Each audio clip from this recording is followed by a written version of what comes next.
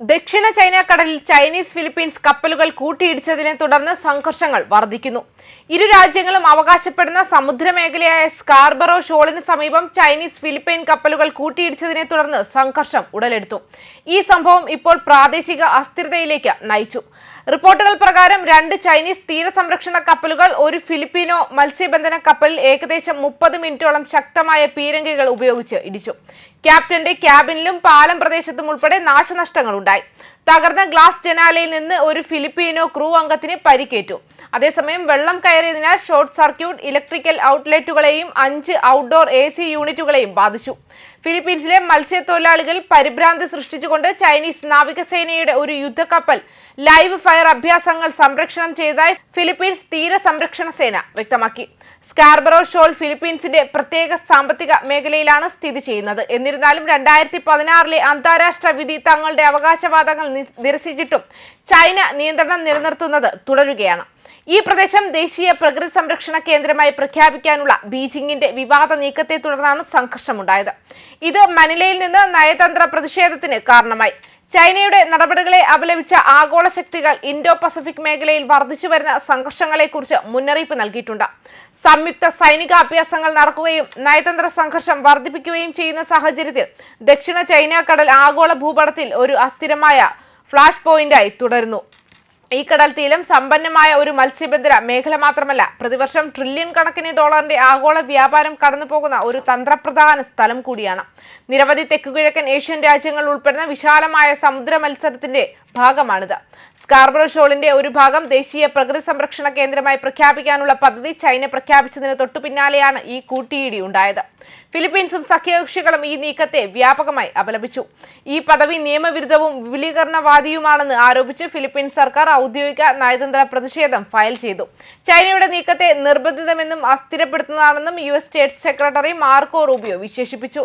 Scarborough refill ഒരു ദേശീയ പ്രകൃതി സംരക്ഷണ കേന്ദ്രം സ്ഥാപിക്കാനുള്ള ചൈനയുടെ അസ്ഥിരപ്പെടുത്തുന്ന പദ്ധതികളെ നിരസിക്കുന്നതിൽ അമേരിക്ക ഞങ്ങളുടെ ഫിലിപ്പീൻസ് സഖ്യകക്ഷികൾക്കൊപ്പം നിൽക്കുന്നുവെന്നും സ്കാർബറോ റീഫിനെ പ്രകൃതി സംരക്ഷണ കേന്ദ്രമായി ബീജിംഗ് അവകാശപ്പെടുന്നത് അയൽക്കാരുടെ ചിലവിൽ ദക്ഷിണ ചൈന കടലിലെ വ്യാപകമായ പ്രാദേശിക സമുദ്ര അവകാശവാദങ്ങൾ മുന്നോട്ട് കൊണ്ടുപോകാനുള്ള മറ്റൊരു നിർബന്ധിത ശ്രമമാണ്. ഫിലിപ്പീനോ മത്സ്യത്തൊഴിലാളികൾ ഈ പരമ്പരാഗത മത്സ്യബന്ധന കേന്ദ്രങ്ങളിലേക്ക് പ്രവേശിക്കുന്നത് തടയുന്നതിലൂടെയും ഇത് സാധ്യമാണ്. സ്കാർബറോ റീഫിലെ ചൈനയുടെ നടപടികൾ പ്രാദേശിക സ്ഥിരതയെ ദുർബലപ്പെടുത്തുന്നത് തുടരുന്നു, റൂബിയോ തന്റെ പത്രക്കുറിപ്പിൽ വ്യക്തമാക്കി.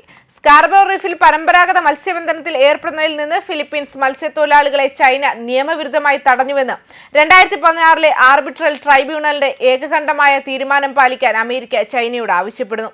ഇത് അന്തിമവും ഇരു കക്ഷികളെയും നിയമപരമായി ബാധ്യസ്ഥരുമാണെന്നും അദ്ദേഹം കൂട്ടിച്ചേർത്തു. കാനഡ, ഓസ്ട്രേലിയ, UK എന്നിവയും എതിർപ്പ് പ്രകടിപ്പിച്ചു. ബീജിംഗ് പരിസ്ഥിതി സംരക്ഷണത്തെ പ്രാദേശിക നിയന്ത്രണത്തിനുള്ള ഒരു മറയായി ഉപയോഗിക്കുന്നുവെന്നും ആരോപിച്ചു. ഇരു രാജ്യങ്ങളും തമ്മിലുള്ള നയതന്ത്ര സംഘർഷങ്ങൾ വർദ്ധിക്കുകയും സമുദ്ര സംഘർഷം രൂക്ഷമാവുകയും ചെയ്യുമ്പോൾ ദക്ഷിണ ചൈന കടൽ ആഗോളതലത്തിൽ പ്രത്യാഘാതങ്ങളുള്ള ഒരു സംഘർഷ ബിന്ദുവായി തുടരുന്നു.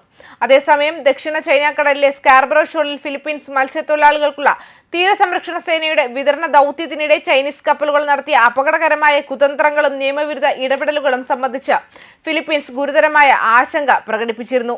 തർക്കമുള്ള അറ്റോളിനു ചുറ്റും പ്രവർത്തിക്കുന്ന ഡസൻ കണക്കിന് മത്സ്യത്തൊഴിലാളികൾക്ക് പ്രദേശത്ത് ചൈനീസ് കപ്പലുകളിൽ നിന്ന് അപകടകരവും തടയൽ നടപടികളും നേരിടേണ്ടി വന്നപ്പോൾ ഇന്ധനം, ഐസ് തുടങ്ങിയ സാധനങ്ങൾ എത്തിക്കുന്നതിനായി മനിലയുടെ തീരസംരക്ഷണ സേന 3 കപ്പലുകൾ വിന്യസിക്കുകയും ചെയ്തിരുന്നു.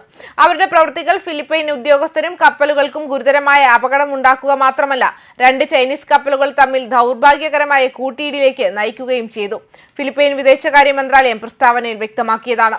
ഫിലിപ്പൈൻ കോസ്റ്റ് ഗാർഡിന്റെ ദൃശ്യങ്ങളിൽ ഒരു ചൈനീസ് കോസ്റ്റ് ഗാർഡ് കപ്പൽ PCG കപ്പലിനെ പിന്തുടർന്ന് കാണിച്ചു.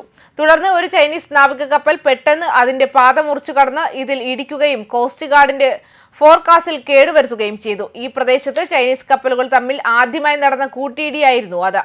PLA നേവി കപ്പലിന്റെ യഥാർത്ഥ ലക്ഷ്യം നമ്മുടെ ഫിലിപ്പൈൻ തീരസംരക്ഷണ കപ്പലിനെ ഇടിക്കുക എന്നാണ് ഞങ്ങളുടെ വിലയിരുത്തൽ. നമ്മുടെ ഫിലിപ്പൈൻ തീരസംരക്ഷണ സേനയുടെയും വിലയിരുത്തൽ അതാണ്. ഫിലിപ്പൈൻ സായുധ സേന ചീഫ് ഓഫ് സ്റ്റാഫ് ജനറൽ പറഞ്ഞിരുന്നത് അങ്ങനെയാണ്. ന്യൂസ് ഡെസ്ക് കർമ്മ ന്യൂസ്.